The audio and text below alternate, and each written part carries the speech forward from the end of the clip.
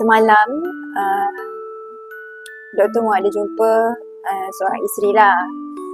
Dia cakap, doktor, umur saya ni dah 40 lebih, boleh ke nak pregnant? Saya baru gugur, 3 kali dah saya gugur, tapi saya memang nak anak. Saya dah cuba, bila saya cuba je sebulan 2 bulan, kandungan tu jatuh. Saya cuba lagi, saya lekat, sebulan 2 bulan je jatuh. Saya rasa sedih, saya rasa macam sanggup lah nak hadapi keguguran tu kan. Nak kena order, nak kena cuci. Lepas tu orang tanya kan, kenapa tak jaga, kenapa macam-macam tanya. So menyebabkan saya sangat tekanan. Tapi ni dalam hati saya ni, dalam lubuk hati saya ni, saya masih ada rasa nak dapat Zuriat. So Dr. Mu cakap dengan dia, betul ke puan nak dapat anak walaupun umur dah 40 lebih? Betul.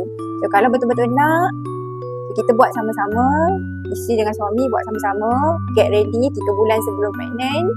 Kita improvekan kita punya makanan, kita punya lifestyle. Lepas tu suami isteri sama-sama minum susu protein Mama Tubi. Lepas tu follow yang guide Dr. Mu bagi.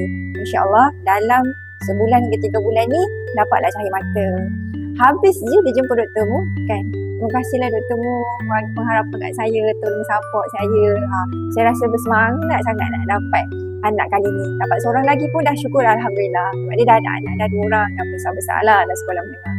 So, selepas dia keluar daripada Dr. Mu, terus cayuk kita buat sampai-sampai. InsyaAllah. Untuk korang yang selalu gugur macam tu, korang hadirlah dan Dr. Mu. InsyaAllah Dr. Mu akan support korang. Dr. Mu akan berikan tips yang terbaik buat korang, formula yang terbaik buat korang. Dan korang boleh amalkan super protein yang Mama Tubi untuk isteri, super protein Mama Tubi untuk suami. Bye.